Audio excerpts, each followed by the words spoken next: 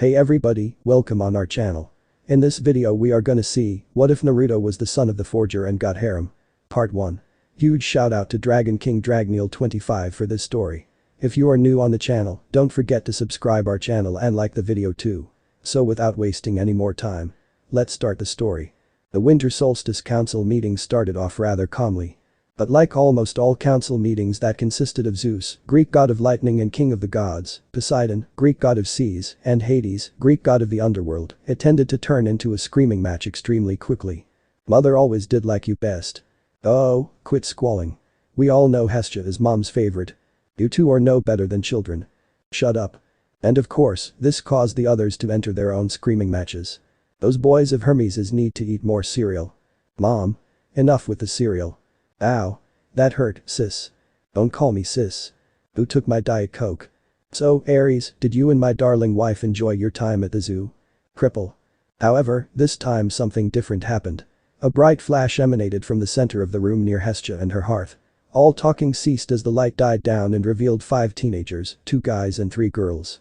They all wore jeans and an orange t-shirt except one girl, who wore a black Death to Barbie t-shirt and a silver parka, but there was some differences. The first girl was tall with bright blonde hair and wore a bronze breastplate and had a knife strapped to her waist. She had tan skin and stormy gray eyes, which at the moment were completely bloodshot. Her blonde hair was disheveled horribly and she looked as if she had missed a few meals. The second girl had brown hair that had been cut in an awkward pattern and had eyes that seemed to change color. She had a darker skin tone compared to the blonde. She had a knife strapped to her waist as well. The third girl had jet black hair and electric blue eyes. She wore a silver circlet around her head and had a bow and quiver of arrows strapped to her back. The third member of the group was male. He was as tall as the blonde girl and had blonde hair himself along with electric blue eyes. He also had a small cut on his lip and had a gladius strapped to his side. The fourth member was also male. He had dark hair and eyes and looked like a Latino elf that Santa had employed. He wore a tool belt of all things around his waist and was tinkering with several wires in his hands. As the light faded fully, the 4 fell to the ground in a heap. Holy Hephaestus, what just happened? The Latino elf shouted. I don't know. The blonde male shouted back. One moment we're having an intervention, the next, I'm knocked on my podex. Jason. If you don't get off me quickly, I'm zapping you. The punk-looking girl growled. The boy, Jason, quickly jumped up. Sorry Thalia. Zeus's eyes widened at the names Jason and Thalia, but before he could say anything, though, another flash of light happened next to the teens, and they heard 3 yells of surprise. What the Hades? A young man with black hair and green eyes exclaimed. He was wearing blue jeans, a purple t-shirt. Another guy wore the same thing, save he also had a jacket on and was stockier compared to the other guy. He had short-cut blonde hair and blue eyes and had a baby-looking face. He had a bow and quiver of arrows strapped to his back. The last member of the 3 had frizzy brown hair, matcha-colored skin, and gold-colored eyes. She had a long sword strapped to her side. The blonde girl from earlier snapped her head towards the sound. Her eyes widened as she saw the black-haired guy stand up. Poseidon looked to the guy the girl was referring to, and his eyes widened. The black-haired guy, Percy, looked up and his eyes widened. Wise girl. That was all Wise girl needed as she practically bolted for Percy and slammed into him with a bone-crushing hug. Percy laughed, hugged her back, effortlessly lifting her into the air. They kissed furiously as Thalia smiled and shook her head. Finally, as they parted, Percy spoke. Oh, gods, Annabeth, I'm so glad. He couldn't finish as Annabeth had grabbed him and judo slammed him into the ground. He cried out in surprise, as well as the other teens. Whoa. The brown-haired girl exclaimed. Crazy lady. The Latino guy continued. Hey. The baby-faced guy and the matcha-skinned girl shouted, drawing their weapons. Annabeth flipped and landed on top of Percy, her knife to his neck. If you ever vanish again, Percy Jackson, I swear to the gods she left the thought hanging. Percy blinked widely at the irate blonde before he laughed loudly, melting Annabeth's heart. Dully noted.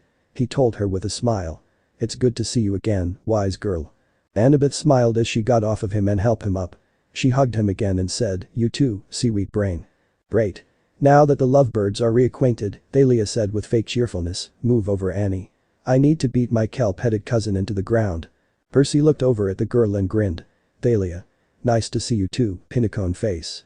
Thalia grinned back, but before she could say anything, another flash of light happened and a black-haired kid with pale skin wearing black clothes fell to the ground.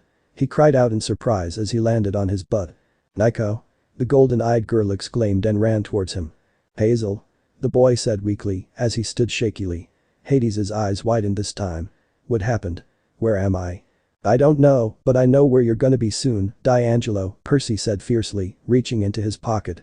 We're going to have a nice long chat about you not saying anything about Camp Half-Blood to me when I was at Camp Jupiter, and then I'm sending you down to your old man's turf the old-fashioned way.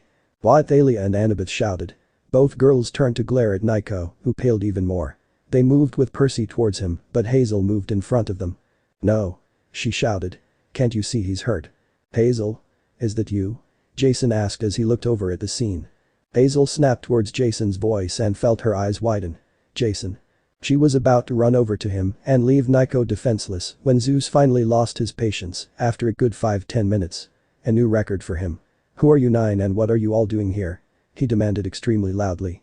The 9 looked up to Zeus in shock, seeming to just now register his presence, but before any could answer, another flash of light blinded them. A cry of surprise of heard and Hephaestus winced at it. What the hell? Hirosenin, if this is some last-minute training exercise that you're using as an excuse to pep on women again, I'm throwing caution to the wind and shoving a Rasengan up your sorry ass. The voice of a tall, blonde spiky-haired, blue-eyed young man wearing a black and orange jumpsuit and a headband with a stylized leaf engraved on the metal, said as he picked himself off the floor. Zeus was turning purple, making his brothers look on in amusement. And just who are you? He thundered, both figuratively and literally. The blonde jumped at the loud voice and turned abruptly. His eyes widened as he saw the Olympians. Holy cow, those guys are huge. He screamed. Stop avoiding the question, mortal. Zeus shouted back. Tell me who you are and why you're here or I will turn you into a pile of ashes. The blonde looked at Zeus in shock and horror, while Hephaestus growled darkly, but again, before anyone could do anything, a new voice spoke up. Geez, can you get any louder? Everyone turned to see a young man in his early 20s wearing a red t-shirt, blue jeans, and boots under a trench coat with a hood up. The man had brown hair and blue eyes. Zeus narrowed his eyes at the new figure. Who are you? He demanded again. The figure winced. Geez, what are you? A broken record. You've already said that, he said, making Zeus angrier. Poseidon, Hades, and Ares all snickered at Zeus. Don't insult me, mortal. Do you know who I am? The figure looked up at Zeus and tilted his head to the side. An hero baka that can't keep his beep in his pants? He asked. Silence. The demigods were in shock at the blunt question, but Percy and Nico had difficulty holding back their giggles, while the blonde in the orange jumpsuit laughed loudly. Suddenly, the shock wore off and Apollo fell out of his throne laughing. He called Dad a perverted idiot. He wheezed. This set everyone off, and they all started laughing. Poseidon, Hades, Ares, Apollo, and Hermes were all rolling on the floor, while Artemis and Athena had smiles on their faces, chuckling at the insult. Zeus, however, was not amused. Now see here, mortal. I am Zeus. God of. I know, and I honestly don't care, the man cut him off, making Zeus fume. Right now, that's not why we're all here. I brought you here to read a book. Zeus was about to say something to the new guy, but Athena spoke up first. What do you mean, you brought us here to read a book? She asked in interest. The guy nodded and snapped his fingers. A large book appeared in his hands. Yes. I've called these demigods and one shinobi to come read about a reality where said shinobi arrives in your world and changes your lives, for better or for worse. The blonde in the orange jumpsuit looked up at the word shinobi. Interesting, Athena said. Dionysius scoffed. Reading about a brat. Pass, he said uncaringly. I knew you'd say that, the figure said. That's why if you don't read this story, y'all will be stuck here, on Olympus, for eternity. And before any of the more arrogant Olympians protest, I have Chaos's blessing and will use it to keep you here and to add insult to injury, you Olympians will age like mortals and die. This had everyone shouting in outrage. The figure let them yell. After a while, Hestia shouted, enough. Everyone shut up and turned to her. She continued to stoke the fire. Standing here arguing will not do anyone any good. Besides, it's just a book. What harm came from reading a book? Annabeth and Athena smiled and nodded enthusiastically at that, but the figure smirked. Watch The Mummy with Brandon Fraser and you'll see the harm of reading a book, he said. He got a couple of chuckles from the Olympians. But, that's for later. Right now, let's have the demigods and shinobi introduce themselves and we can get to reading. I agree, Athena nodded. But first, may I ask what the name of the story is, and perhaps your name? The figure blinked. Oh yeah. Sorry about that. Completely slipped my mind. Right, well, as for my name, please, just call me Dragon King or Dragon, I don't care which. And the story itself it is Naruto. Son of the Forger, champion of the wise. Hephaestus and Athena's eyes widened as Zeus's narrowed. The orange-clad blonde looked up with wide eyes. Wait. I'm the main character. The blonde now known as Naruto shouted. Dragon nodded.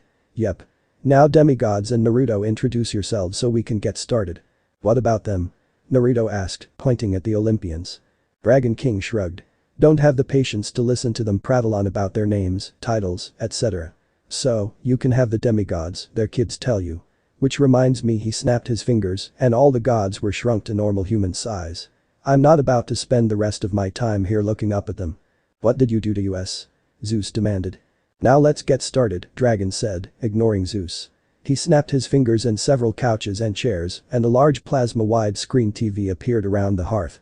Hestia herself was seated in a large plush recliner, which had the goddess smile at Dragon, who returned it and sat in his own recliner. Now introductions, Dragon said. Naruto shrugged and sat down on a couch with Percy, Annabeth, and Thalia. Nico, the baby-faced guy, and Hazel sat on another. Jason, Latino elf, brown-haired girl sat together. The Olympians sat in random places. Okay, I'll start, Naruto said. He waved at everyone and said, Hi. I'm Naruto Uzumaki. Konoha Shinobi Extraordinaire. Hephaestus smiled at him. Percy took initiative after that. I'm Percy Jackson, son of Poseidon, he said, but before he could say anything, Zeus spoke up. Poseidon. You broke the oath. He thundered from his position on a love seat with his wife Hera. Poseidon blinked owlishly as he slowly pointed to Jason and Thalia, which was super effective at having everyone chuckle. Zeus looked away and pouted like a child. Next. Dragon said irritably, losing patience. Annabeth nodded. Alright. I'm Annabeth Chase, daughter of Athena, she said. Athena looked to her and smiled, but as she noticed the son of Poseidon's arm around her and her bloodshot eyes, she became concerned. Annabeth, she said, why do you look so tired? Percy looked to Annabeth, wondering the same thing, but was almost afraid to ask. Thalia, however, decided to answer Athena. She's been working herself to death worrying about her boyfriend, she said in irritation. He was kidnapped months ago by her royal loose cannon herself Hera, and we just now know where she took him. She glared at Hera, who glared right back. Dragon, however, gritted his teeth. Now, I know y'all are curious, but please, most of your question will be answered in the book, so let's get back to the introductions, he said, his tone brokering no argument. Thalia huffed. Fine. I'm Thalia, daughter of Zeus and lieutenant of Artemis. Artemis looked up at that. What happened to Zoe? She asked. Thalia looked away. She's in a better place, she said, making Artemis's eyes widen and nodded. Well, I guess it's my turn, Jason said. I'm Jason Grace, son of Jupiter. The Olympians' eyes widened at that. What were their Roman kids doing mingling with their Greek kids? I'm Piper McLean, daughter of Aphrodite, the girl beside Jason said, making the Greek goddess of love smile at her. And I'm Leo Valdez. The Latino elf said, and Hephaestus smiled at him as well. Son of Hephaestus and Firestarter, at your service. I'm Nico D'Angelo, son of Hades, Nico said. And before anyone thinks Hades broke the oath, I was born before the oath and stayed in the Lotus Casino for several years. Many of the gods nodded in understanding. I'm Hazel Levesque, daughter of Pluto, Hazel introduced herself. And I, as well, was born before the oath was made. I don't want to talk about why. I'm Frank Zhang, son of Mars, Babyface said, making Ares looked up and examined the boy. His eyes narrowed as he tried to figure out who Frank's mom was. Great. Dragon said with a smile. Now let's get started. He picked up the book and said, I'll start us off. He opened the book. Great. Dragon said with a smile. Now let's get started. He picked up the book and said, I'll start us off. He opened the book. Chapter 1. New World, New Beginning. He won.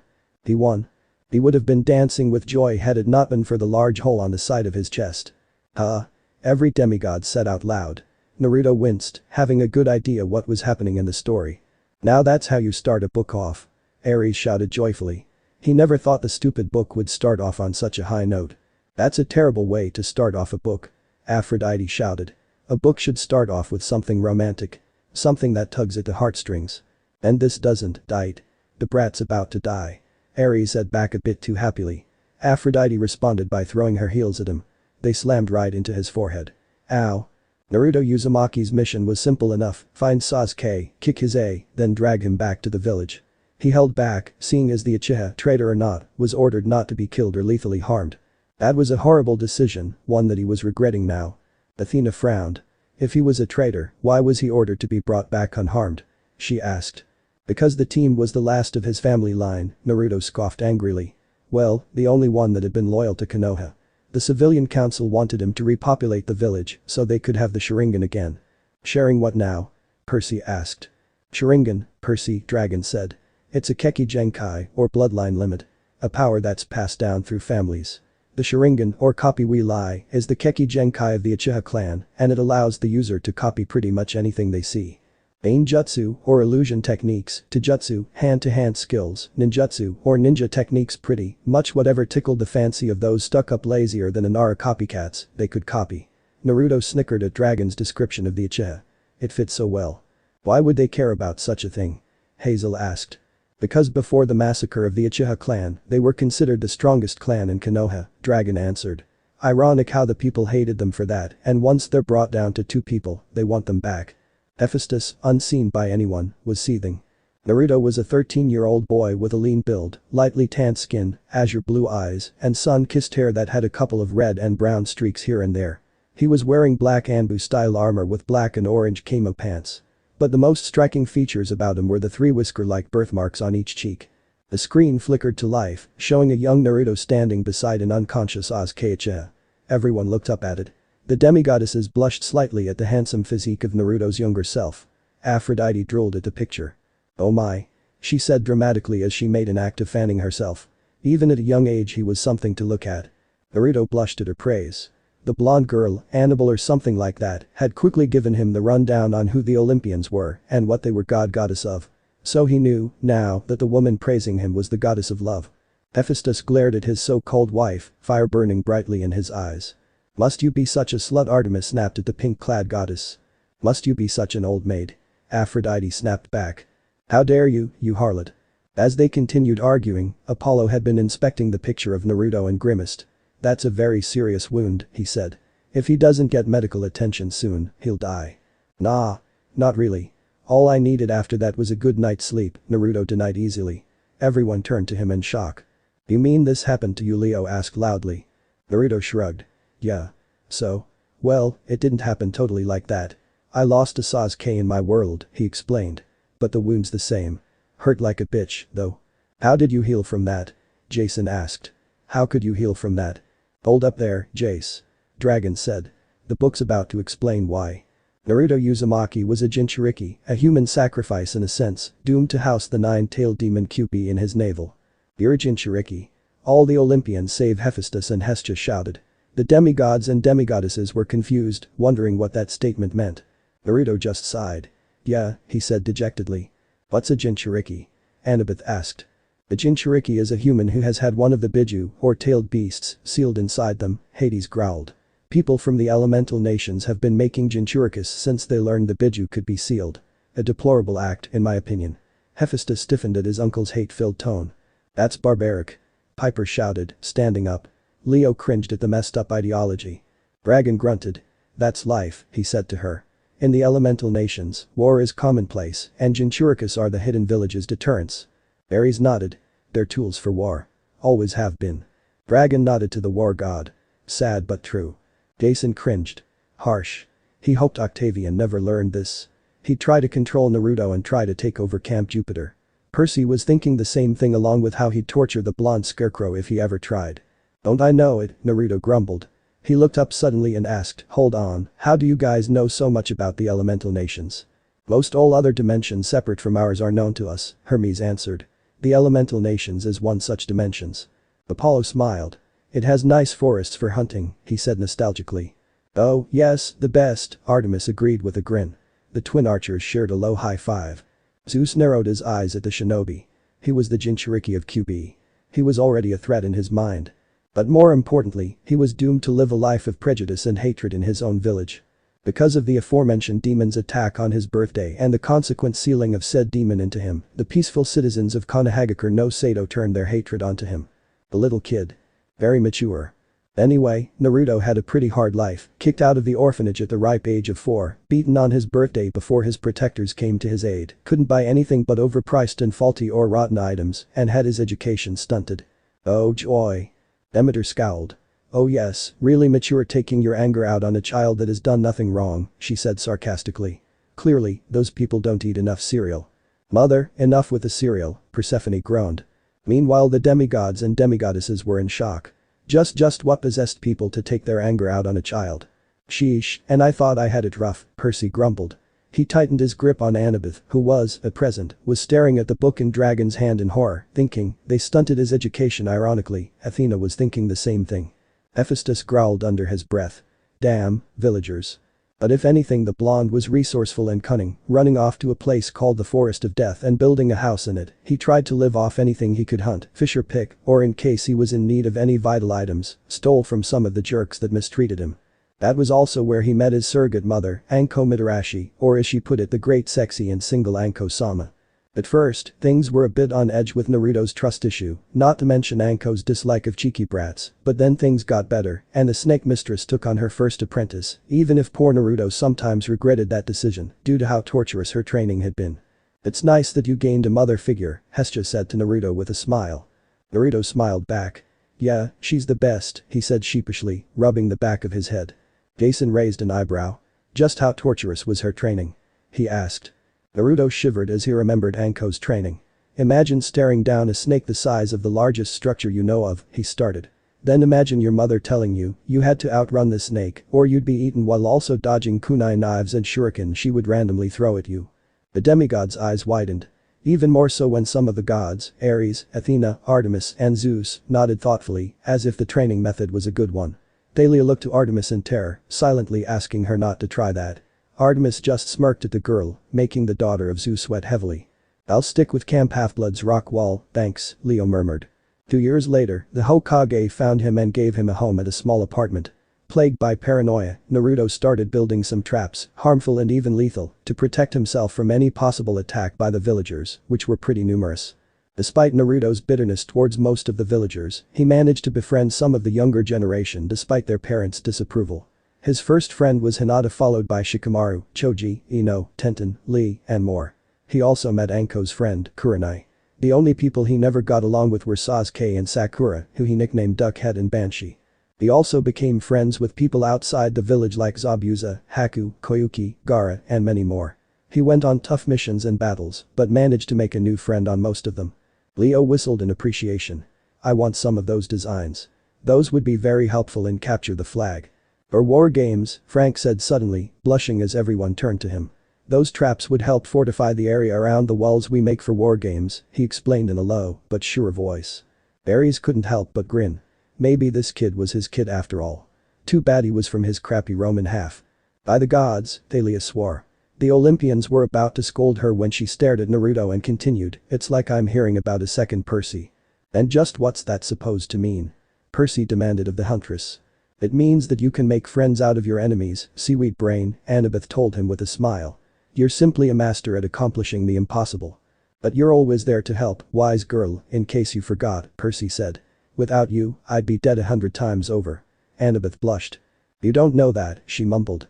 Yes we do, Percy, Nico, and Thalia said in unison. Annabeth blushed harder. Athena glared at the couple however. She didn't like how close her daughter was to Barnacle-Beard's son. Naruto, meanwhile, looked over at Percy.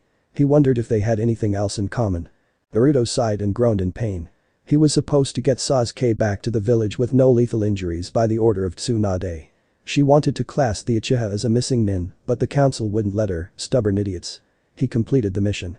Sasuke was lying unconscious at his side, while our blonde hero bled from his injuries. Naruto's eyes were slowly closing, accepting the embrace of unconsciousness.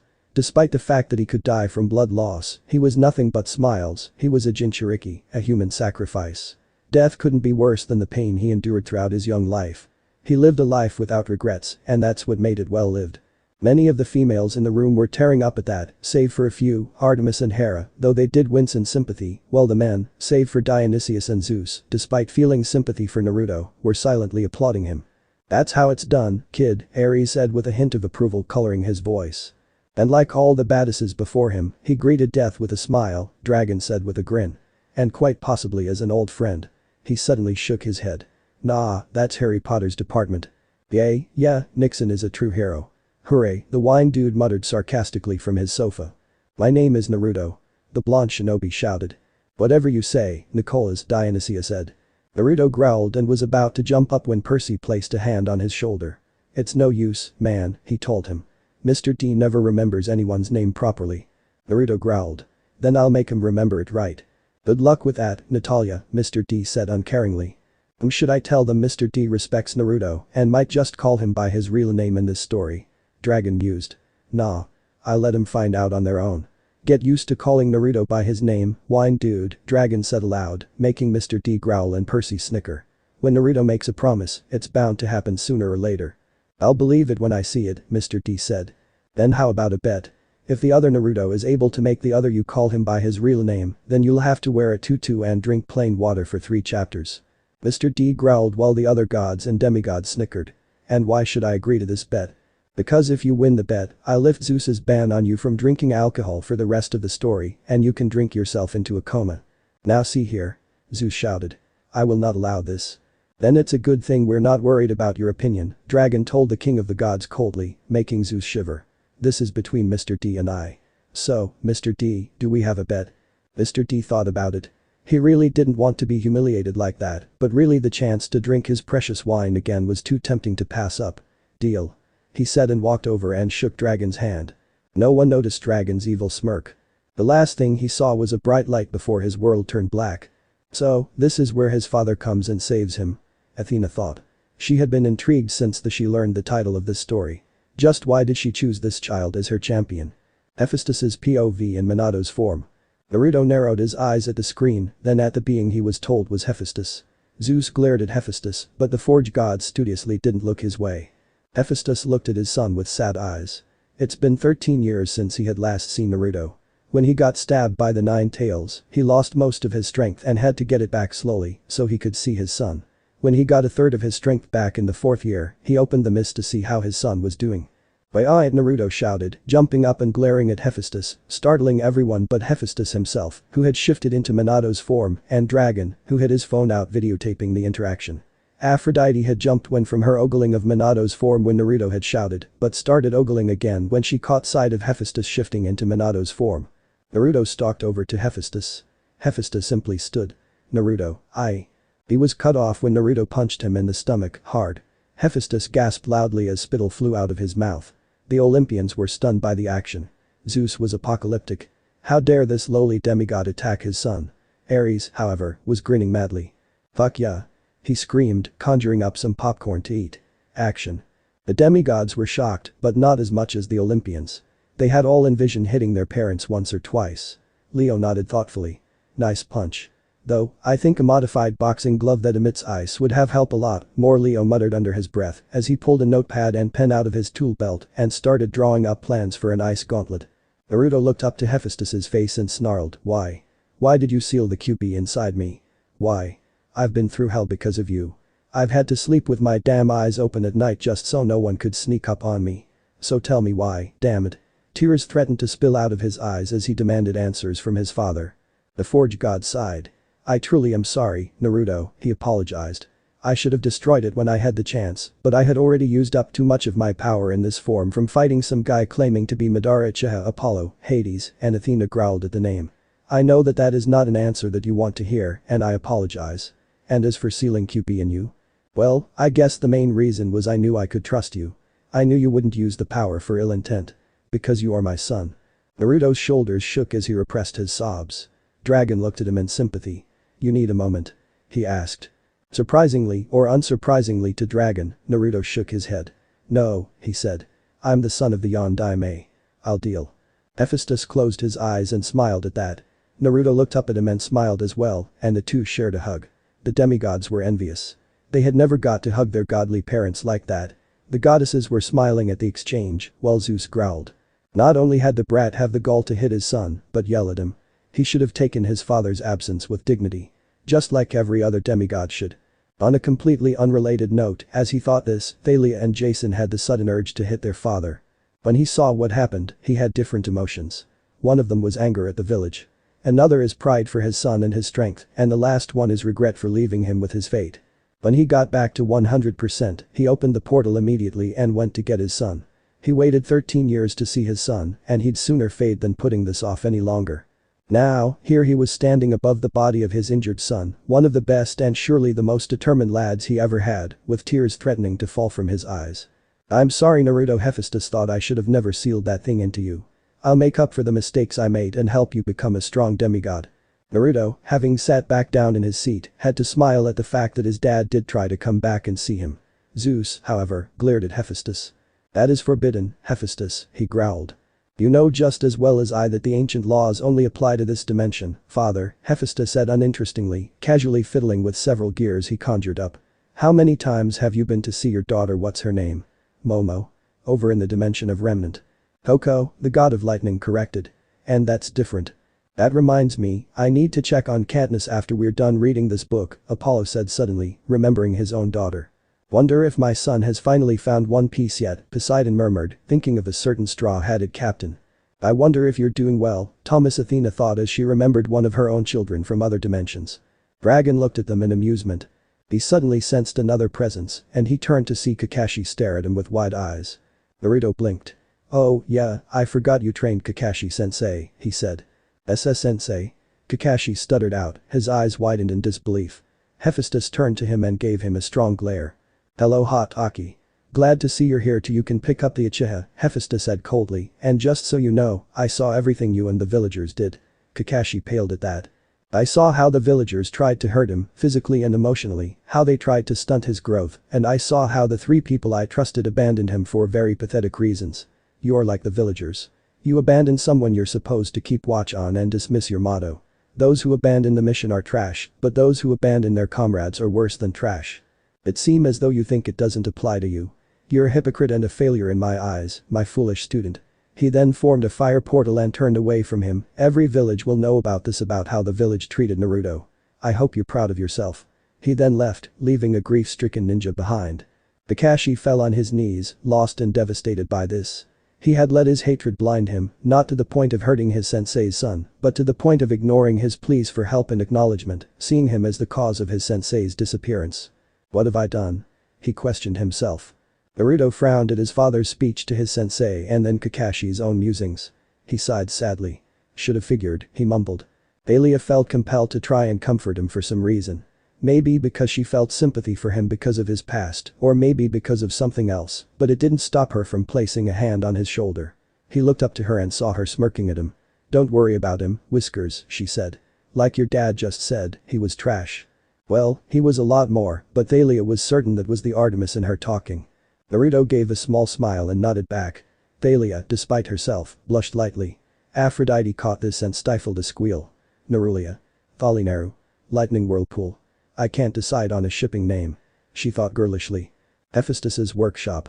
Hephaestus sat Naruto down against the wall. He grabbed some nectar and ambrosia and fed it to his son so his healing would increase. Immediately, the hole started healing up and it looked like it'll heal in minutes. Whoa.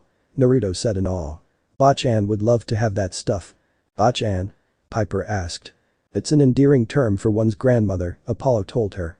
He calls Tsunade Bachan because since he helped her beat back her demons, she's always been there for him, Dragon added. Oh, Piper said with a nod. Who's Tsunade? Hazel asked. You'll find out later, and if not, I'll tell you about her in detail later, Dragon promised, making Hazel nod in agreement.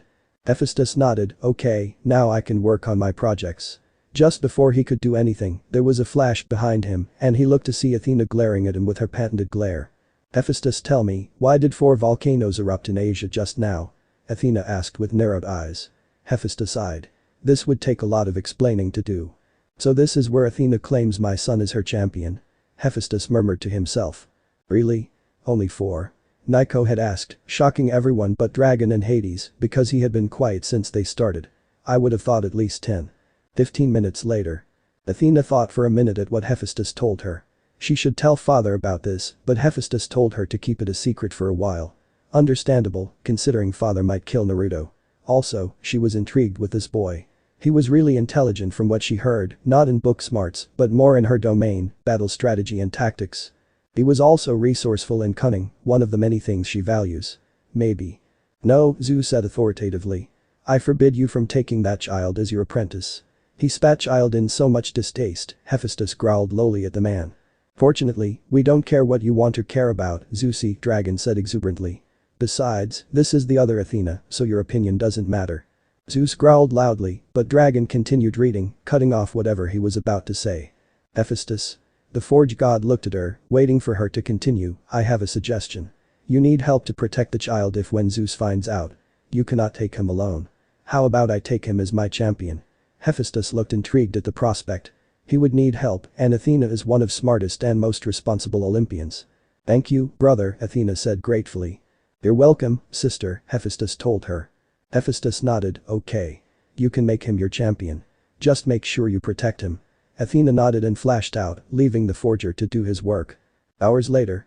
Naruto slowly opened his eyes, still a bit drowsy and sore.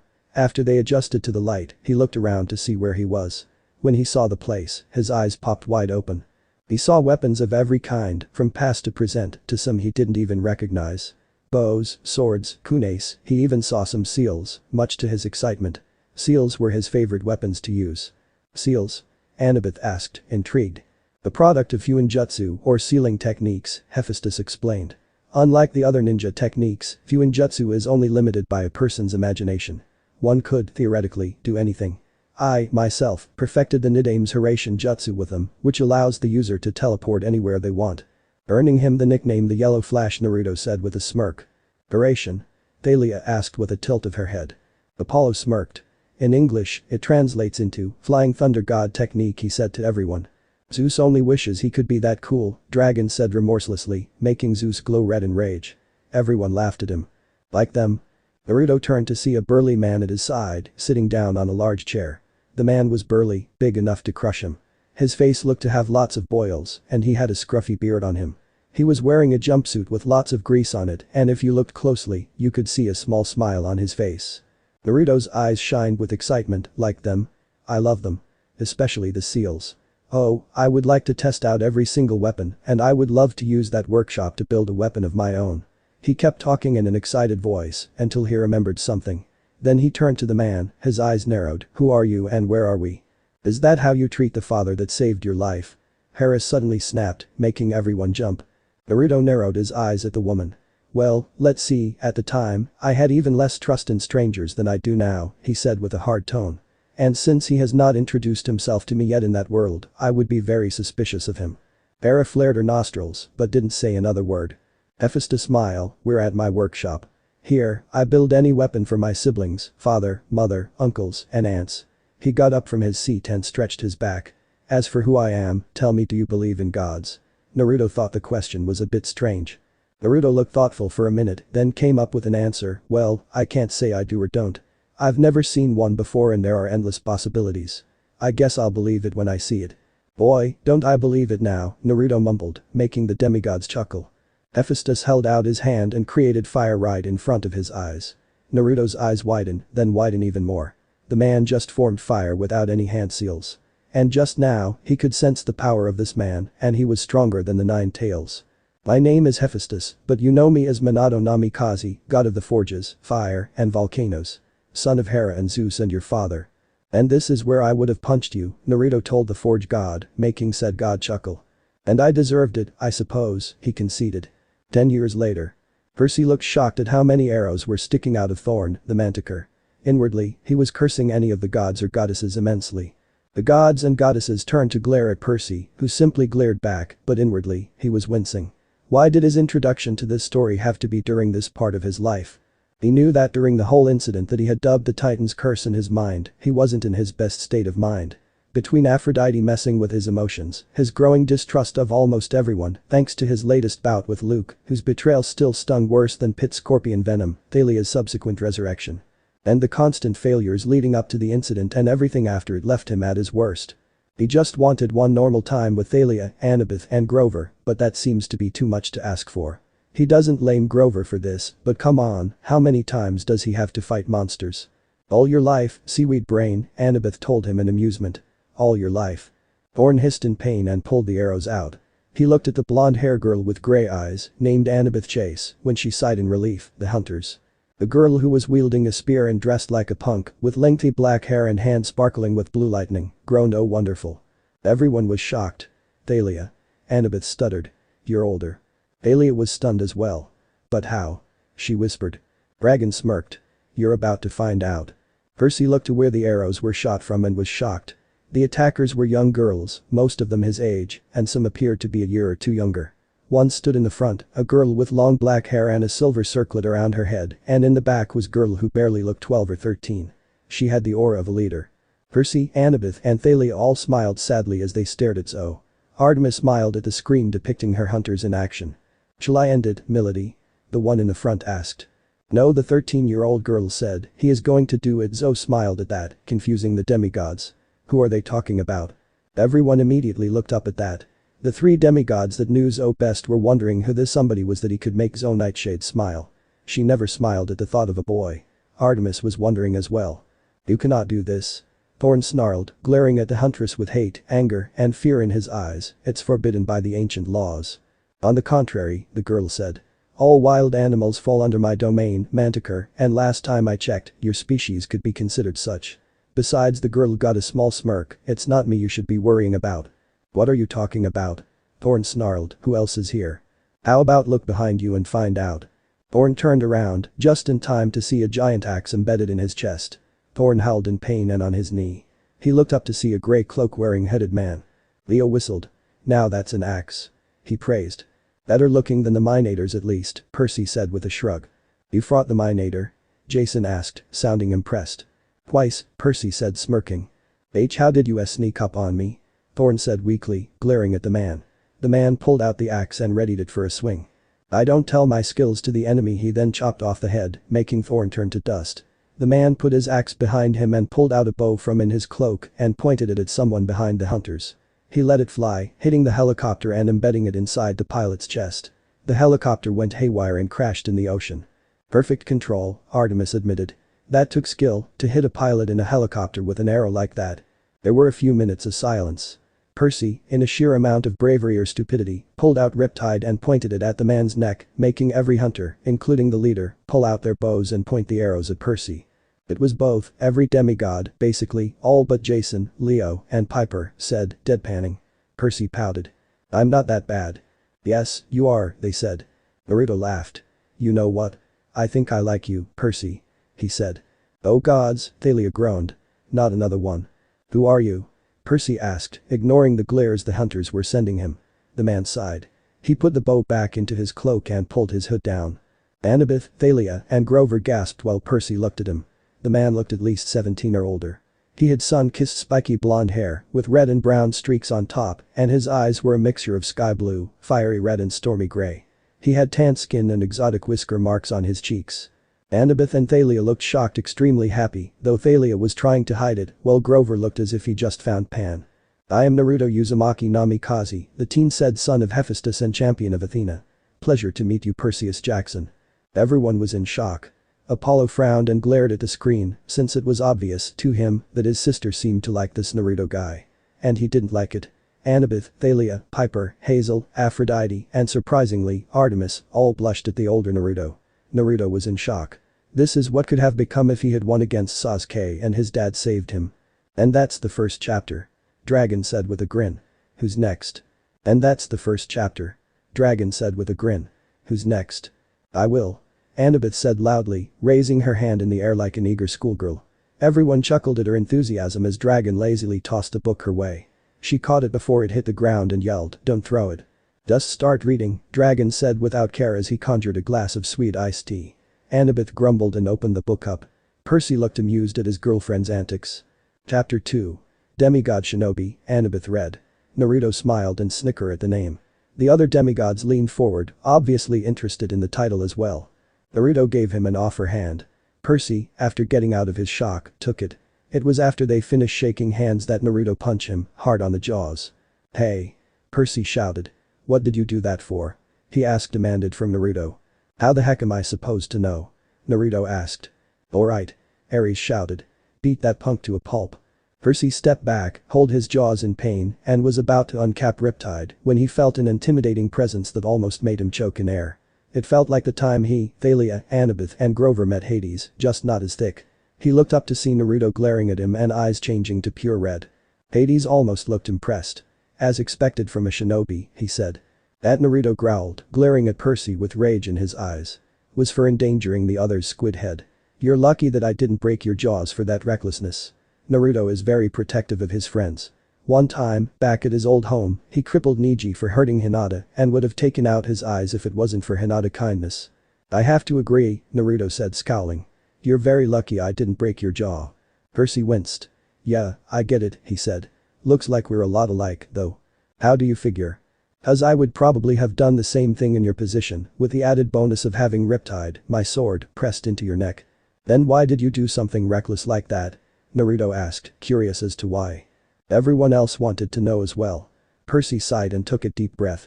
It's because at the time this book's taking place he struggled to think of the right words. I really was at my worst. What do you mean, Percy? Frank asked. Well, Percy thought about what to say.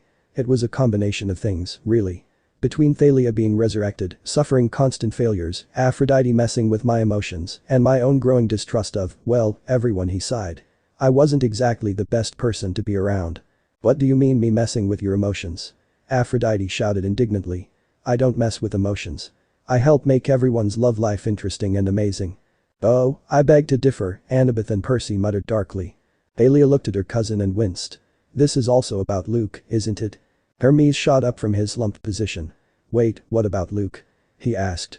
All the demigods expect Jason, Piper, and Leo winced. Percy nodded to Thalia, whose eyes widened and nodded reassuringly. Percy turned to Hermes and said, Luke was working for the Titans.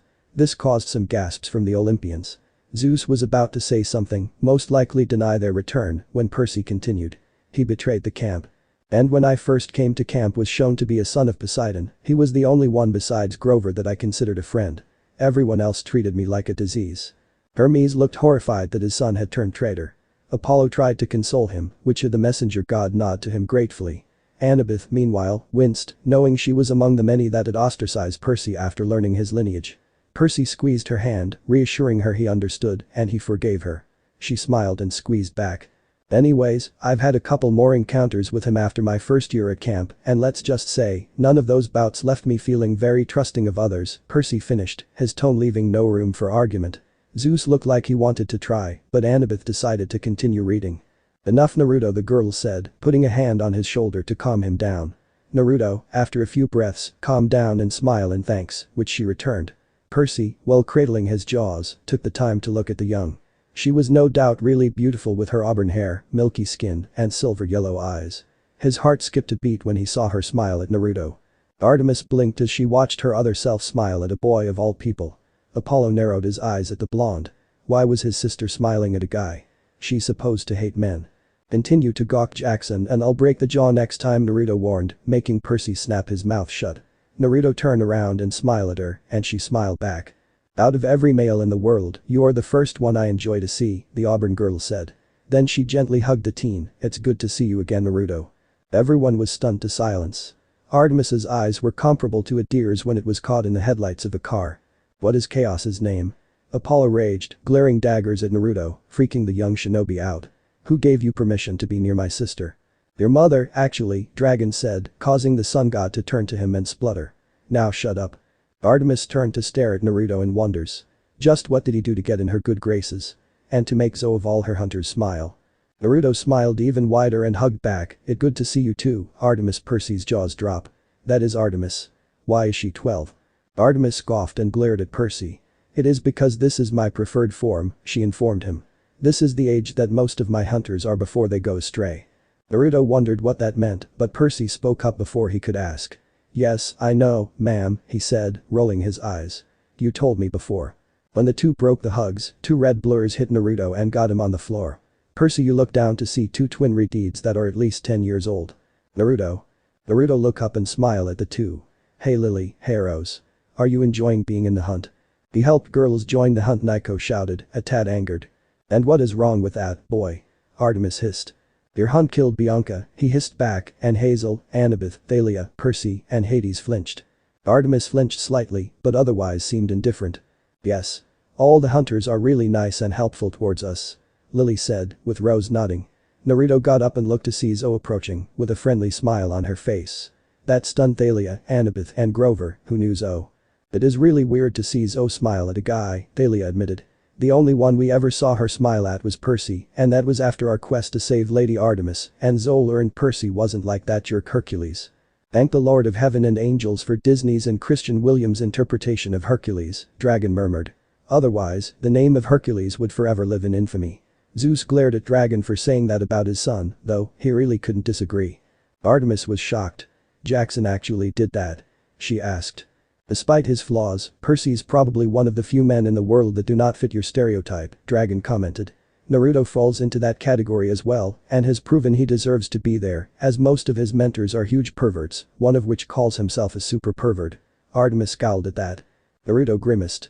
"Yeah, why me?" "Good to see you," Naruto said. Naruto smiled and hugged the girl, which she returned with a blush on her face. "The Great Zone Nightshade," blushing Thalia screamed. "Duck and cover, people. It's the end of the world." She jumped behind her seat with Percy and Annabeth soon following. Nico shot to the ground and dragged Frank and Hazel with him, much to their shock. The gods were either watching in amusement: Hades, Poseidon, and Hephaestus, irritation, Zeus, Hera, Demeter, Athena, and Mr. D laughing out loud, Ares, confusion, Jason, Piper, and Leo, or were joining the demigods on the floor, Apollo and Hermes. Artemis was chuckling softly to herself as Hestia smiled herself. As odd as it was refreshing to know Zoe was still capable of blushing like that. "Good to see you too, Zoe-chan," Naruto said. Zoe stepped back and she, Naruto, and Artemis looked at the frightened children behind Grover. The girl looked about 13, with black hair that is under a green floppy hat, olive skin and dressed in bland clothing. The boy next to her looked about 10 with the same hair and skin, but dressed friendlier.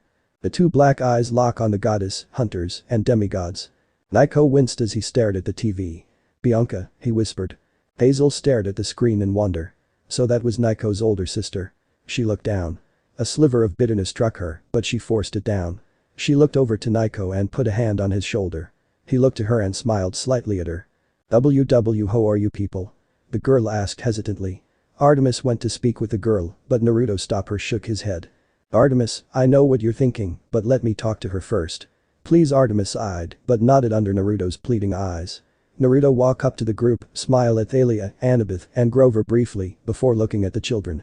Nico's head shot up faster than Naruto's would have if someone had said Raymond and whirled to stare at Naruto in shock, and most of all, hope. Would this blonde ninja save his sister from the death she'd endure with the hunters? Would his other still have his sister at the end of that damned quest? Nico began praying to his father that it was so, he didn't think he could live seeing his sister die. Hearing about it was bad enough. Percy, Annabeth, and Thalia all were thinking the same thing. Percy mimicked Nico and prayed to his father, hoping Bianca would live past the quest that he was praying hard for her not to join. Hades and Poseidon heard their sons praying to them and were silently hoping Bianca made it themselves. Hades because she was his daughter and Poseidon because he saw his son felt responsible for the girl's death. Artemis, meanwhile, was in shock that she allowed a male to speak to a maiden before she did. Her confusion mounted. Just how much did she trust this male? Apollo growled. Who did this kid think he was? Stealing his baby sister's job, and with a sweet-looking girl like that. That was his job. Athena hummed thoughtfully. "It's very interesting that the other Artemis trusts this other Naruto," she said, pointedly ignoring Apollo's ire rising.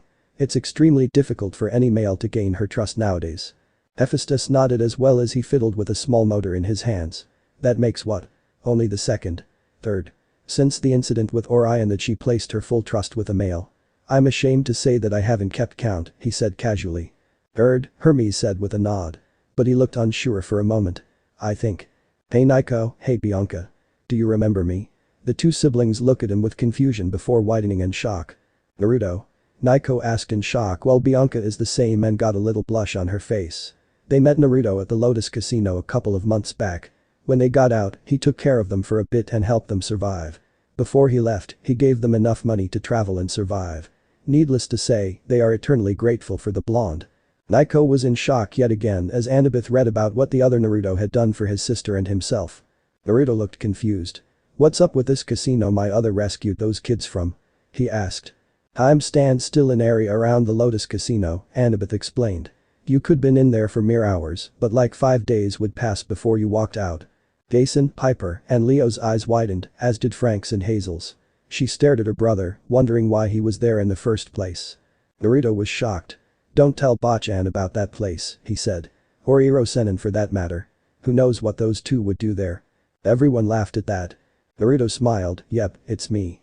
Glad to see you remember, but before I say anything, let me ask you 2 things. First, remember when I told you that your father was alive?" The two nodded. "Okay, and did you brush up on Greek mythology?" The two nodded again. "Why did we need to?" Bianca asked hesitantly, taking a step back. Naruto sighed and mentally prepared himself. "Because Bianca, everything that is in Greek mythology is real," Naruto stated, making Bianca's eyes widen. The gods, monsters, demigods, everything. And the Lord of the Dead is your father. Awesome. Naiko exclaimed, but Bianca shook her head. No. Not awesome. Bianca stated, before looking at the group, is this a sick joke? Naruto frowned and shook his head. Most demigods say that, Thalia said. Every demigod nodded. It's not that bad. Is it? Demeter asked. It's that bad, all the demigods deadpanned. Dragon looked to the Olympians. Seriously, what do you think your kids think when they learn that stories they grew up calling myths aren't myths? He asked. And that's not counting the life after. Two of the only demigods Greek heroes to ever have a happy ending were Perseus and Odysseus, he said. Most of the Olympians looked down at that, the shame of placing such a burden on their kids weighing them down. Hera huffed. It's what they deserve, she said. And don't get me started on you, you ugly hag. Dragon shouted, causing everyone to gasp in shock. Excuse me? She screeched, not used to being insulted. How dare you? Zeus shouted, brandishing his master bolt. Dragon snapped his fingers, and instantly the master bolt appeared in his hands. Zeus was shocked, but before he could say anything, Dragon said in a cold tone, shut up. That shut Zeus up for a moment. Dragon looked to Hera and spoke. Listen, I get that you're bitter, hurt, and enraged that Zeus was thought up to be a big man whore, but when you take your frustrations out on his kids, it makes you no better than him. She scowled him, but he went forward. And don't give me that shit about him being a god and you couldn't go against him. You and everyone else in this room that dares call themselves gods are guilty of fighting each other and foregoing that bull about gods can't war against each other. You may not fight each other physically, but y'all certainly pick sides and argue like enemies. Dragon shook his head. The problem is with you Olympians is that you guys think you're untouchable. Now, that's probably because the idiot Greeks that thought you up made you think that way, but you'd think after a while, you'd learn from your mistakes. He turned to Annabeth, who was staring at him in shock and amazement. Shock because he told off Hera, and amazement because he said what she wanted to say. You can continue now. I'm done ranting. Annabeth nodded happily. Percy chuckled. He liked this guy. He wasn't afraid to speak his mind to these idiots. No, it is not a joke, Bianca. Most wish it is, but it isn't. He then looked at Naiko. Hey Naiko, go talk to Grover for a bit. He'll explain things to you. Naiko nodded and went to Grover. Naruto then turned to Bianca with a smile. How about we go for a walk, Bianca? Oh okay, Bianca said with a faint blush. Naruto smiled and turned to Zoe Nightshade. Aphrodite squealed girlishly. That lovely girl's got a huge crush on Naru. She squealed. Oh, gods, Piper groaned, placing her head in her hands. Naruto blushed darkly at that while Naiko and Hades narrowed their eyes at the blonde shinobi. They growled at him quietly. Naruto shivered at the sudden change in temperature. Oh. Why was this happening to him? Tell Artemis we'll be gone for a moment. Okay. Zoe nodded and went to tell Artemis. Naruto put his hand on Bianca before they vanished in a flash yellow light. Both Hephaestus's and Naruto's eyes widened. My other can perform the Horatian? Naruto asked, a slow-forming grin crossing his face. Awesome. He shouted, throwing his fists into the air. Everyone except the obvious, Zeus, Ares, and Mr. D laughed. Percy saw the flash and cried, hey. Where'd they go? Unknown. Naruto and Bianca reappeared at an unknown place, and Bianca fell down, gasping for breath. Naruto smiled apologetically at her and gave her a bottle of water. Sorry about that. He murmured, I forgot that other have problems when I use Horatian. Must be because we briefly cross Zero King, Zeus, territory. Zeus turned purple with that while everyone else laughed. Dragon grinned at the man. He's not wrong, he said. How dare you, mortal. Zeus shouted and readied his master bolt, only to find it missing. He looked around frantically until he saw Dragon holding his weapon like a guitar. Dragon racked his hand across the celestial bronze like he was strumming a guitar's strings, somehow producing a melody. Dragon grinned at Zeus. This is a great guitar, man. Thanks. Zeus growled as everyone laughed at him again. What was that? She breathed, wide eyes and out of breath. Naruto smiled. A technique only my father and I know, Naruto said, as he helped her stand. It's a technique that helps get you from one place to another. It involves opening time and space and can teleport from one place to another. Impressive, Athena praised. I assume you perfected it when the Nidaime failed, brother. Hephaestus nodded. It took a while, but it was successful. Wow was all Bianca could say. Naruto grinned. Yeah. It really is a useful ability for anything. Then Naruto turned serious. Okay Bianca, I'm gonna give you 3 choices. But listen fully before you choose. Meanwhile. Where are they? They've been gone for half an hour. Percy exclaimed, pacing back and forth. Thalia is sitting on the wall, Annabeth is reading a book, and Grover is playing Mythmagic with Naiko. Grover looked up from the game, he and Naiko are playing, relax Percy, Bianca is perfectly safe with Naruto. How do you know? Percy asked with a frown before holding his jaws. For all we know, he could be a spy for Lou before he could finish. A knife and a spear was embedded near his legs. Leo yelped. Yep. Those chicks were still scary as Hades. Wow, Thalia said, eyes wide. You were really paranoid back then, weren't you? Percy sighed and nodded. Yeah. Annabeth winced. Percy noticed this and wrapped his arm around her. She turned and smiled at him. Athena frowned at them. She really wished that seaweed-brained son of Barnacle Beard would remove his arm from her daughter. He looked at the weapons, wide eyes, and then look up to see Thalia and Annabeth glaring at him. Finish that sentence, Jackson, and I'll gut you where you stand. Thalia exclaimed, with Annabeth nodding. Percy frowned at them. Okay, what the deal? Percy asked, crossing his arm. How do you guys know him? Why are protective of him? Who is this guy? Just forget seaweed brain, Annabeth sighed, calming down a bit. Inwardly, she is giddy seeing her big brother, and no doubt Thalia is extremely happy as well, despite her demeanor. Big brother? Annabeth said, stopping herself from reading. Aphrodite looked at the girl slyly. She had a feeling the feelings her other was experiencing were more than just those of sibling love. No, there is something off about him, Percy said, stubborn to the core. He nearly broke my jaws. You're lucky he didn't break your skull. Thalia exclaimed. You ignore my instructions and put everyone in danger. If one of us went injured or worse, he would have beaten your soggy butt. Just how badly did this Luke guy kick your ass that you were this untrustworthy? Naruto asked incredulously. Luke was considered the best swordsman in 300 years, Percy said. So you can imagine a demigod with little to no formal training against him was pretty much relying on a lot of hope and dumb luck. Eesh. And I thought my fight with Zabuza was bad. Yeah, but I saved them from that manticore, Percy argued, but got cut off when lightning nearly struck him. Thalia has lightning in her eyes now. That's not the point. Thalia said, her eyes glowing in anger. You didn't have to fight him. You could have led them back with the crowd. But instead you put everyone in danger, and Naruto gets mad when his friends are in danger. Your anger issue is yet to be solved, Thalia, Zoe said with a smirk, getting the anger eyes snapped at her. She glared at the hunter. And he somehow got her to stop talking in Old English, Thalia screeched, looking to Naruto in amazement. You, Sir Shinobi, are a miracle worker. Naruto chuckled sheepishly. I don't know about that. Artemis was just as shocked. Despite herself, she was becoming rather interested in this blonde ninja. By the way, Nightshade, I want an explanation on how you know Naruto. Thalia demanded. Zoe scowled. It isn't your business, Zoe stated before glaring at the son of Poseidon. Lady Artemis has request for you. Has Naruto returned? Right here, with Bianca. Everyone turned around to see Naruto with Bianca, who looked a bit sickened. Naruto smiled apologetically at Bianca before turning to Zoe. I'm guessing Lady Artemis want to see us, Zoe-chan. Zoe nodded. Yes, Milady requested you and Jackson to go with Bianca. There, what about me? Naiko asked, looking up from his game with Grover and getting everyone's attention. I mean, can I come too? Then Naiko, I heard you were missing a character, Naruto said before Zoe could speak, reaching into his cloak and tossing a small figurine to the 10-year-old. The boy caught it in his hand and his eyes widened.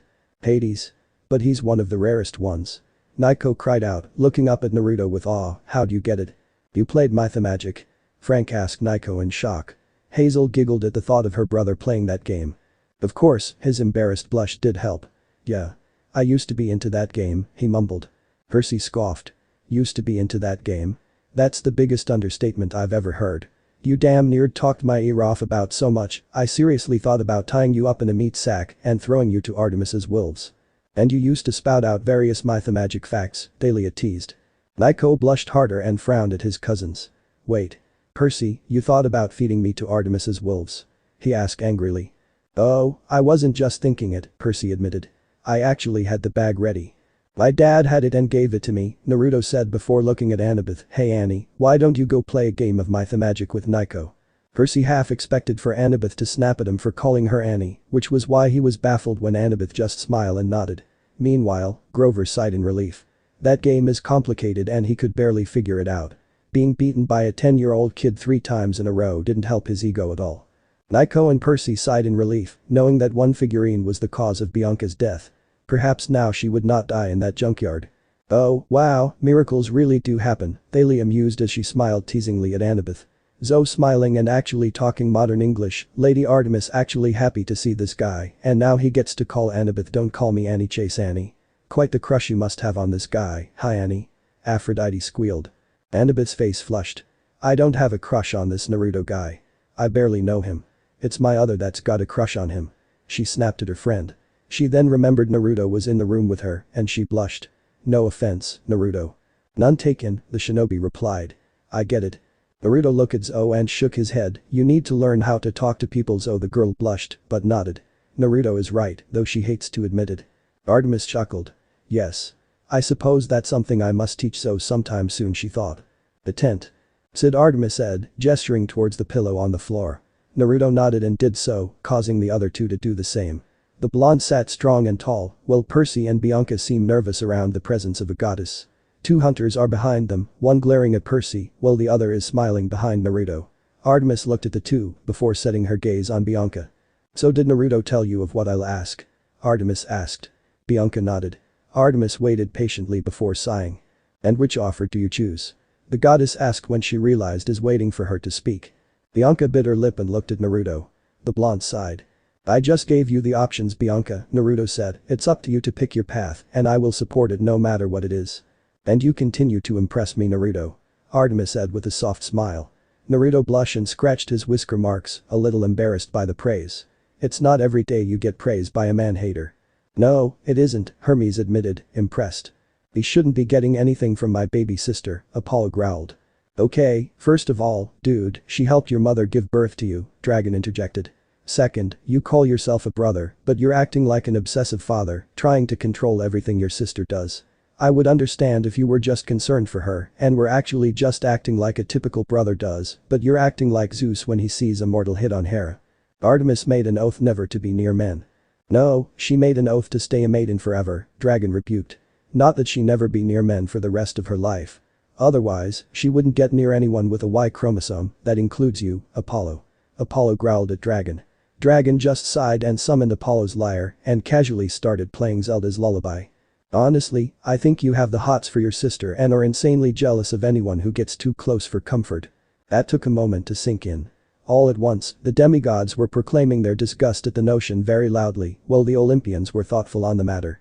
Artemis was turning red, in rage, not embarrassment, at the thought that her brother liked her in such a way, while Apollo was spluttering and turning red himself, in embarrassment and rage, until he saw his lyre in Dragon's hands. "Hey. That's mine," he screamed. "And I should care why. I am a god." The god being the opportune words there, ergo, you are not the true god, and I have no reason to fear you. Give me back my lyre. When you stop yelling at me, I might. Apollo screamed and tried to shoot arrows at Dragon, but they vanished before he could even grab them. Dragon looked amused. "I have the Lord God on my side. Who among you can stand against him?" "I can," Zeus said arrogantly. "Not even your god could beat me," said the man who built the Titanic, Dragon said, further angering Zeus. "Annabeth, could you start reading again? I'm growing bored of this." Annabeth nodded and continued before a fight could break out. "Wait a minute, what offers?" Percy asked, his eyebrows furrowed. Naruto sighed and began to explain. "Well, Bianca has 3 choices to choose from," Naruto said, looking at Percy. "The first, she can go to Camp Half-Blood. The second is that she can join the Hunters of Artemis. And the third, Naruto picked a kunai from his pouch, is that she can receive training from me and become a shinobi."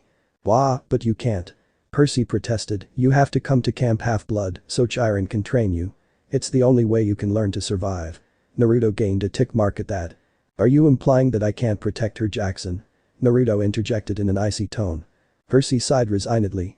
"And this scene shows my more glorious failures at work, and now I get to watch as a pretty boy ninja tries to sway Bianca to his side." Naiko didn't care if the other Naruto convinced Bianca to receive training from him. Just as long as she didn't go on that quest and stayed alive. So Piper spoke. "What exactly happened to this Bianca?" Annabeth, Percy, Thalia, and Naiko stiffened. "In our reality," Annabeth explained, "Bianca joined the hunt. And went on the quest to save Lady Artemis with Zou, Percy, Grover and myself," Thalia continued. She took something from Hephaestus's junkyard," Percy finished. "That Hades figurine the other Naruto gave Naiko. We had to fight one of his failed animatronics and Percy swallowed. She volunteered to stop the thing. We never found her body." Aphrodite gasped. She turned and threw her shoes at her husband. They slammed into his head with a loud thud. He cried out in pain. "What was that for, Dite?" he demanded. "For killing Bianca," she screeched. "That was another me. And like you wouldn't have done the same if she had stolen something from you," he countered. She flinched and turned away, knowing he was right. Jason winced. "I'm starting to see why you hate this point of your life, Jackson," he confessed. "And it only gets worse after Bianca's decision," Percy said. You have no idea, Dragon thought. Percy ignored Naruto so he can get Bianca to join camp. Bianca, camp is cool. Percy continued to say, it's got Pegasus stable and sword fighting arena. I mean, what do you get by becoming his apprentice? Freedom and training, Naruto stated. What? Percy asked, confused. She is free from the camp and she'll get enough training to protect the one she loves. What do you mean? Percy asked, you are free to leave camp when you want and you get to train to be a hero there. Then tell me, why do you have curfew there to make sure all the little heroes get a good night's sleep? And why is the death rate so high for you, demigod? Percy seemed a loss for words for that, so Naruto pressed his advantage. With me, she can learn to stand on her own 2 feet, to not to fear the creatures of the dark, and can learn to protect the one she cares about. She learn everything I know and become strong. Bad part about that is that shinobis have a worse life expectancy than demigods, Dragon said. Worse since they actively go on life-threatening missions daily, unlike demigods. Yeah, downside to an otherwise awesome job, Naruto said with a smile. I'll stick with being a pirate, Dragon said. More freedom that way. This is crazy, Bianca, Percy muttered, switching gears. What about you, brother? Naruto can't have 2 apprentices, can he? And you would rather her be with the hunters? Naruto interjected once again, to become immortal, to never see her brother again. With me, she can be allowed to stay with her brother, no consequences. But it is not your choice, Naruto then turned to Bianca, it's hers.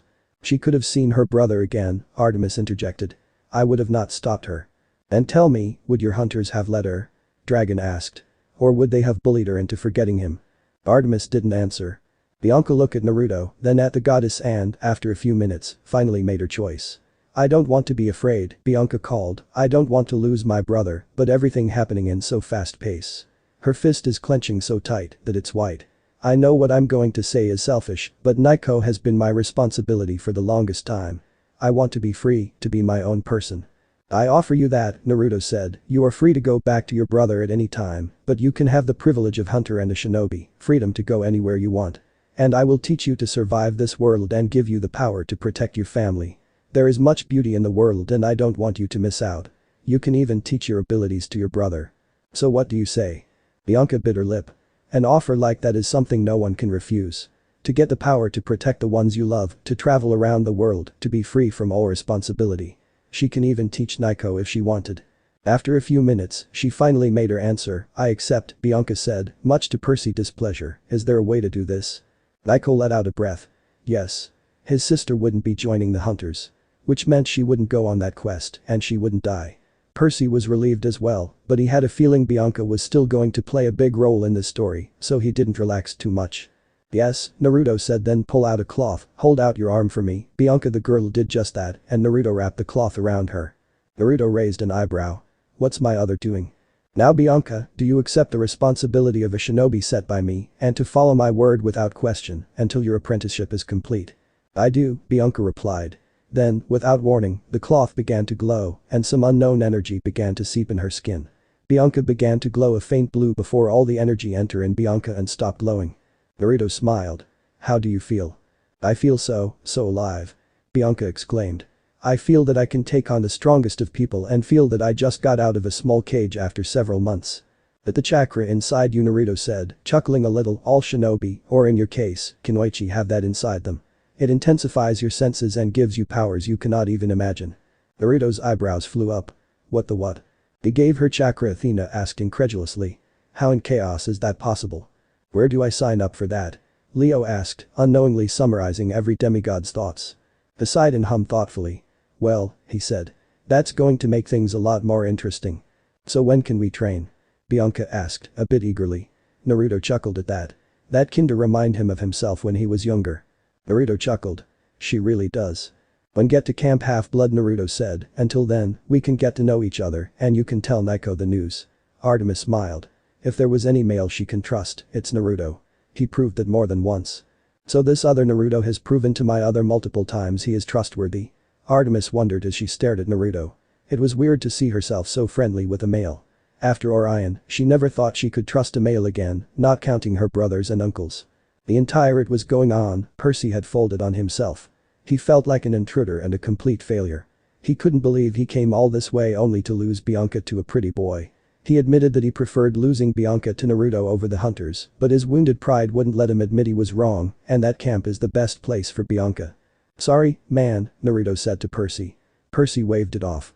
"It's fine. Like my other said, I prefer losing Bianca to you over the hunters," he said. "At least with you, she might not die." "Do not despair, Percy Jackson," Artemis said, "you will still get to show the D'Angelos your camp.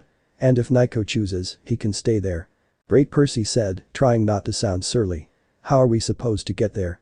Artemis closed her eyes. "Dawn is approaching. Zo, break camp and get Bianca outfitted with Naruto's basic shinobi outfit. You must get to Long Island quickly and safely. I shall send for a ride from my brother." Apollo grinned savagely at that while Naruto gulped and Artemis groaned in exasperation. Zo didn't like that idea and Naruto groaned, but she nodded and told Bianca to follow her. As she left, she stopped in front of Percy. "I'm sorry, Percy. But I want to do this. I really do." Then she was gone and he was left with Artemis and Naruto. "So," he started glumly, "we're going to get a ride from your brother, huh?" Artemis' silver eyes gleamed, "Yes, boy. You see, Bianca is not the only one with an annoying brother. It's time for you to meet my irresponsible and overprotective brother, Apollo." Naruto winced at the overprotective part. "That's an understatement. Is your brother still angry with me?" Naruto asked. Artemis sighed. "I'm not sure, but he will not attack you. Otherwise," Artemis' eyes hardened a bit, "he would have to deal with me." Apollo gulped at that. No matter how much confidence he had, he was still scared of his sister. Artemis glared at him, telling him that he also had to worry about her fury. "And that's it," Annabeth called out. "Who'd like to read next?" "Before we start that," Dragon said suddenly, catching everyone's attention.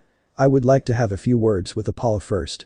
He didn't wait for confirmation as he stalked over to Apollo and grabbed him by his shirt and vanishing suddenly. Reappearing elsewhere on Olympus, Dragon threw the sun god into wall and pulled a massive gun with 5 barrels and pointed it straight at Apollo's face. Apollo, who was just about to turn whoever this self-entitled twat was into dust by transforming into his true godly form, stopped suddenly at the sight of the large gun. He sneered.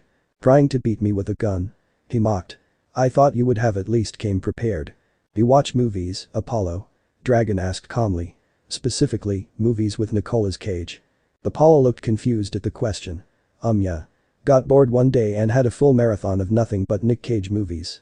"Why? You mean to tell me you've seen every Nicolas Cage movie and this gun doesn't even look slightly familiar?" Dragon asked again, emphasizing his question. Apollo frowned and examined the gun more closely. His eyes widened as it clicked just what type of gun was being held at his head. "How did you?" "That would be telling now, wouldn't it?" Dragon questioned with a crazed smile. He turned serious and said, "Listen, Apollo, I get why you're mad with Naruto. He has a relationship with your sister that you want. She's able to talk freely to Naruto, and that's something you either didn't have with her or don't have anymore. The latter, if your flinch is any indication." Dragon sighed and holstered his gun. "But you should know that Naruto's not going to take Artemis and lock her away in an ivory tower. Hell, I'm sure she'd sooner decorate the Black Forest in Germany with his entrails before that happened." Apollo scoffed in agreement. "And you have to understand, Naruto would never take her away from you. He's never had a family, so he'd sooner sell his soul to the QB before he broke one up without a damn good reason. If you want to be closer to Artemis and ergo be her brother again, don't try so hard." Apollo wanted so bad to glare at the cloaked young man, but knew he was right. He sighed miserably and slumped against the wall. "But I like this me," he said. "The old me, the me that Artemis liked as her brother. He wasn't a nice guy. He'd kill someone just for looking at him wrong. He also had a short temper that." "And all I'm hearing is excuses," Dragon said bluntly. "Look, you don't have to be that guy again. Not fully. There must have been something that Artemis liked about the old you, just take those parts and add them to the new you while taking out the parts she doesn't like." He made it sound so easy, Apollo thought to himself. "I know it won't be easy," Dragon said grinning, as if he read Apollo's mind, which was impossible.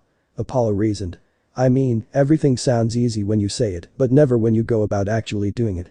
So, until you've got your wits about you, how about a bet?" "A bet?" "Yep. I'll bet you that Naruto is nothing like Orion. We'll conclude the bet at the end of the book, and if you're not satisfied with Naruto by the end of the book, I'll let you shoot me and Naruto with my little friend here." He patted the gun strapped to his back. Apollo looked at him in scrutiny. "And if I am by the end of the book? Then I'm going to have you swear on the sticks that you'll at least make an effort to try and reconnect to your sister like we were just discussing." Apollo looked at his guy like he was crazy. Surely, he couldn't be serious. "No. Sirius was Harry Potter's godfather. I'm Dragon King," Dragon deadpanned. Apollo staggered. "Did you just read your mind?" "No. You're just predictable. God of truth and all." Apollo blinked at that before he started laughing. Yeah, I guess I am. He looked over at Dragon and said, alright. It's a bet. Dragon grinned as the two shook hands. Sealing the deal. Barry appeared in a flash. Sorry about that, gang, Dragon apologized. We good now? Zeus frowned at the man. What did you and my son speak about? He asked demanded. Well, the son of Leto and I were just talking about none of your bloody business, Bolt boy, Dragon said irritably. Now see here. So? You decided who's going to read next? Dragon asked the room, further angering Zeus. I will, Hestia said. Annabeth smiled and walked over and handed the book to her. She smiled gratefully and Annabeth moved back to her seat. Hestia opened the book up to the next chapter as Apollo and Dragon took their seats. Hestia read. When Percy and Naruto walked out the tent, the blonde-hair boy was stopped by Annabeth. When he was in the tent, Annabeth was holding in a lot of emotion. Mainly wanting to see if that was really Naruto and hug her big brother to death. Now she got the chance and she's not gonna waste it.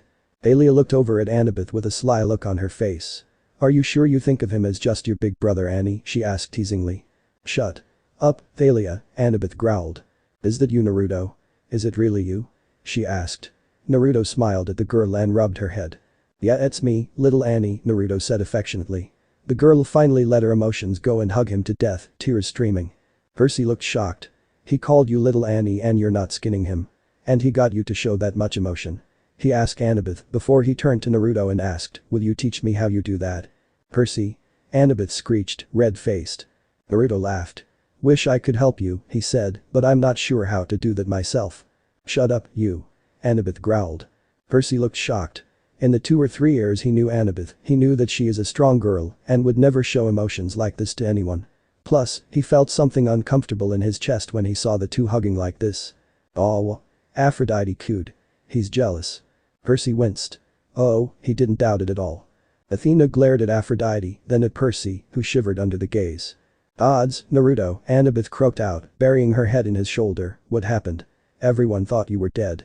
What happened? Naruto asked. Jason shook his head. I don't know, but if you're making little Annie over there bawl like a baby, I'd assume it's something terrible. Annabeth turned and glared darkly at Jason. Don't call me little Annie again. Thalia's brother or not, I will gut you, she snarled. Jason paled. Thalia frowned and said, Percy, hit Annie upside the head. Percy looked at her. Why? Because she'll be less inclined to skin you and I'm pissed that she threatened my baby brother, she explained. Now hurry up and slap her for me. Ew, and you'll be wishing I skinned you, Percyjackkson, Annabeth threatened, unknowingly making her mother proud as Percy paled. Many things Annie, Naruto said, looking at her grey orbs, I'll tell you and Thalia-chan when we get back to camp and settle in. At that, Annabeth conceded and hugged him harder, I miss you Naruto. I missed you too little Annie.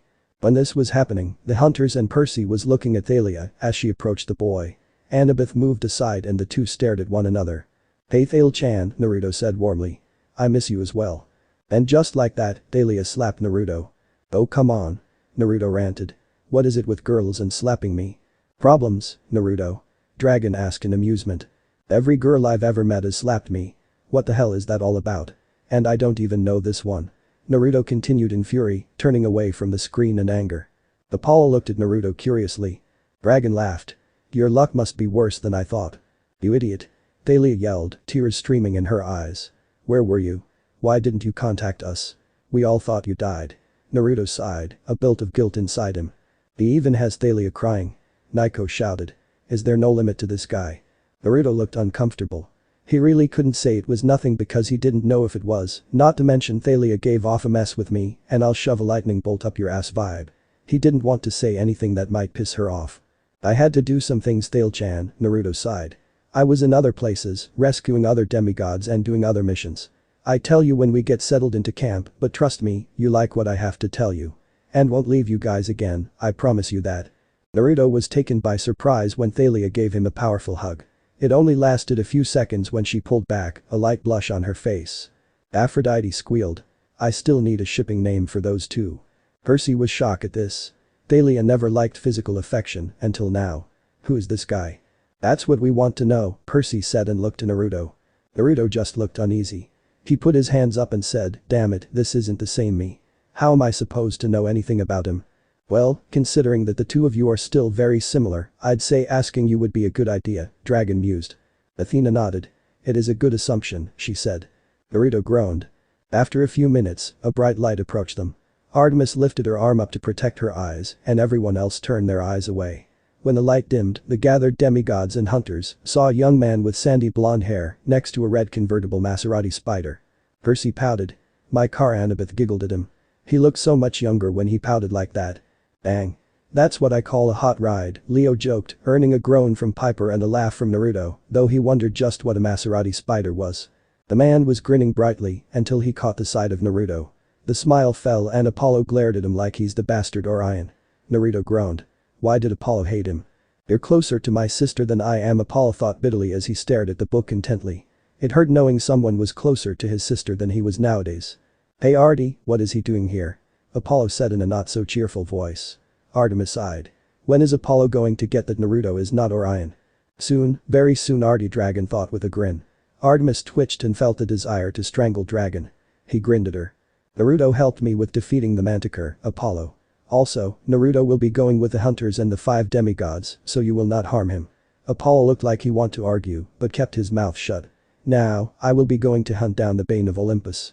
You won't harm Naruto again, or else. She left the threat hanging with a warning glance. After she left, Apollo started glare at Naruto. Don't think because art is on your good book means that I have to be nice to you, Apollo growled at him. Artemis glared at her brother, but whatever she was about to say was cut off when she saw him staring pensively at the book. She was confused as to why he would do that. Perhaps it has something to do with what that male talked to him about. She wondered. Again, why do you hate me? Naruto asked, staring back at him just as fiercely. Because if it's about Artemis being friends with me, then get over it. I'm not Orion. Artemis is not supposed to be friends with men. She swore on the sticks. Apollo snapped back at him. Naruto is really getting irritated at his overprotectiveness. No, I swore not to lose my virginity. Artemis growled out. I never swore never to have male friends. Granted, most males don't meet my standards, but that's beside the point. So, in short, she's one of those kind of girls, Dragon Stage whispered to Naruto and Aphrodite, who mysteriously appeared next to him. What kind? Naruto asked. The kind that would not be adverse to male company, but has the most and highest standards regarding men. Aphrodite squealed. So she can end up with someone special. She shrieked. I will not. Artemis denied vehemently. How about another bet then? If you're so sure, Dragon said with the most evil grin he could muster. Artemis didn't like that grin. What kind of bet? She asked slowly. What? She was just as competitive as her brother, don't question her. That by the end of the book series, you will find that special someone, and it will have nothing to do with Aphrodite, Dragon explained, making Aphrodite look to him in shock. If you don't by the end of the series, I'll admit I'm wrong and willfully stand in as target practice for your hunters. Artemis, along with everyone else, looked at him in shock. And if my other does? She asked hesitantly. Then you must, let Aphrodite dress you up in whatever she sees fit for 3 chapters. Here, Aphrodite let out a fangirl squeal that hurt everyone's eardrums. Artemis looked at Dragon like he was stupid. And why would I agree to that? Aside from being branded a coward and have me tease you on the fact for the rest of the series. Your brother made a bet with me, as did Mr. D over there. Dragon jerked a thumb over at Mr. D. They've got the guts to take me on, where's yours? That hurt Artemis's pride. And as a child of Zeus, it was almost always encoded in their DNA to be extremely prideful. Fine. She snarled. She got up and walked to Dragon. You've got yourself a bet. She growled and shook his head. He smiled at her, but it unsettled her greatly. Hestia looked confused until Dragon smiled and whispered something in her ear. Surprisingly, she started giggling, much to the shock of her family, and continued reading. Frank muttered to his fellow demigods. What just happened? Searches me, man, Percy whispered back. Did he just somehow trick Artemis into making a bet with him? Jason asked quietly. I think he did, Nico mumbled. Huh. Leo looked impressed. Sneaky bastard. Very sneaky, indeed, Ares mused quietly to himself with a grin. This reading thing may have been boring as hell, but watching everyone's interactions was definitely worth the bleeding ears. No, Artemis swore not to lose her virginity. Naruto retorted. She didn't swear that couldn't make friends with a male. Also, it isn't your choice of who she will make friends with. It's her. So back off, Apollo. Apollo looked he was about to say something, but stopped himself and went to talk to Percy and Thalia, who are looking at the scene in shock, along with the other demigods. The only who aren't are the hunters, since they saw this before. How often must that have happened for Artemis's hunters not to bat an eyelash? Persephone asked. I'm more interested in seeing how he met her hunters, Hermes commented. Can you imagine the awkwardness that must have been? That would be hilarious to watch. I assume a lot of arrows were used in that meeting, Poseidon said with an amused chuckle. Naruto walked in the forest, away from the others, before making a whistling tune. He waited for a moment before a snowy white owl came from the forest and landed on his shoulder. You see, being a champion of Athena has its benefit. For example, you can summon any owl whenever you want. Your brain can process things faster than it usually does. You can come up with battle strategy with a blink in the eye and like a child of Athena, and you have eidetic memory. So Naruto remembers everything from when he was 13 to the present. Athena nodded at the description. Percy looked to Annabeth and whispered, "Just how do I become your mother's champion, wise girl? I think that might help her hate me less." Annabeth rolled her eyes. Demeter smiled. "Glad to see that young man is eating his cereal," she said. "Your head is full of cereal," Hades mumbled, making Persephone shake her head in exasperation. "I need you to watch Artemis," Naruto said to the owl. "Make sure she's okay. If something happens, report to me as quick as you can." The owl nodded and flew in the night sky. After the owl left, Naruto went back with the others. Artemis felt something akin to happiness that someone was concerned about her well-being, but mostly it was outweighed by her irritation that this male thought she needed to be watched out for. The bus. After an argument from Apollo, Naruto is now on the front wheel to save Thalia from driving. See, when Naruto was with Annabeth, Luke, and Thalia, he found out that the daughter of Zeus is afraid of heights. He found that out when they had to jump off a high-story cliff. Many of the Olympians looked at Thalia in shock. "You're afraid of heights?" Apollo asked incredulously. Thalia looked uncomfortable, embarrassed, and downright angry that her secret was exposed like that. But she nodded curtly. Annabeth and Percy smiled sympathetically at her and squeezed her shoulders reassuringly. She smiled at them. "How can the demigod daughter of Zeus be afraid of heights?" Ares shouted. "Not everyone is the same," Dragon said. "That includes what they fear. Everyone has their own fears." Annabeth shuddered at that, thinking of spiders. Percy thought about all his friends and family being in danger, and he couldn't save them and winced.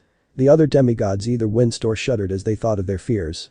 While he was driving, the demigods are talking in the back. "Okay, spill it," Percy demanded.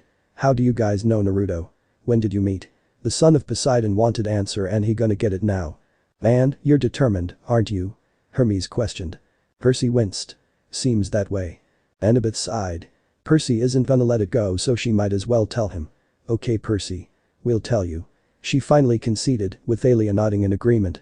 Thalia started first. "Okay, you know that me, Annabeth, and Luke were fighting together before went to Camp Half-Blood, right?" Percy nodded. "Well, what we didn't tell you was that Naruto was with us too. He helped us survive most of the monsters we've encountered." Annabeth nodded. "Yeah. He found me first at Washington, D.C. He protected from monsters and kept me safe." She looked down on the floor, a tear falling down from her face. "He's was like a big brother to me. She don't want to mention that she have a crush on him." Thalia started again. "Then, a few months later, he run into me and Luke when he was fighting the Minotaur. So for months it was me, Luke, Annabeth, and Naruto." Thalia then looked at Naruto, her eyes filled with gratitude and a bit of admiration. "He also saved my life," she whispered. Thalia's eyes widened, as did Percy's, Annabeth's, and Jason's, as Aphrodite squealed loudly. Piper, well interested, groaned at her mother's enthusiasm. Zeus looked at Naruto in a more positive light. "He saved his daughter. Okay, maybe he wasn't too bad." Flashback. Thalia, Luke, Annabeth, Grover and Naruto are running from a group of monsters. The monsters consist of hellhounds, Cyclops, the three Furies, and many, many more. The group kept running and running until one of the Furies, Alecto, used her whip to grab Thalia's ankle and pull her down. The others stopped running and saw what happening. Annabeth and Thalia's eyes widened. This was when Thalia was turned into a tree. Zeus also winced at the scene and turned to glare at his brother. Hades didn't waver. "Now.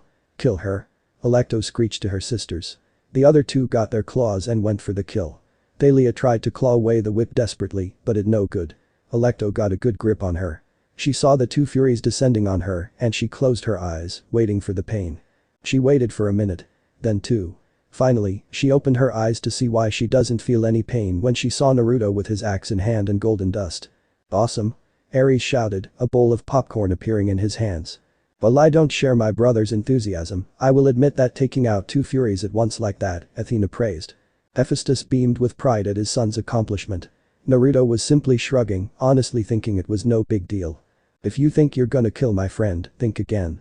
Naruto growled out to Alecto, then turned to Grover. "Grover, grab Thalia now. I'll catch up to you." Grover looked like he was about to argue, but one stern look from Naruto got him to pick up Thalia and run with Luke, who was holding Annabeth to keep her going to Naruto. Thalia and Annabeth tried to struggle under the demigod and the satyr's grip, but didn't have the strength to do it and could only watch hear what's happening. Naruto looked at the army of monsters. There was no fear, no hesitation in his eyes. Just pure determination. To protect his friends, even it meant his death. Ooh. I'm liking this guy more and more. Ares commented, conjuring up a large soda. Naruto leaned forward in interest, wanting to see the skills his other had. So without a word, he charged at the army. He swung his axe at the leg of the Cyclops, causing it to fall down on a group of hounds. After that Hellhound after Hellhound jumped up to chop the shoulder of another Cyclops. He dodged a claw from Alecto, then swung his axe down on a snake.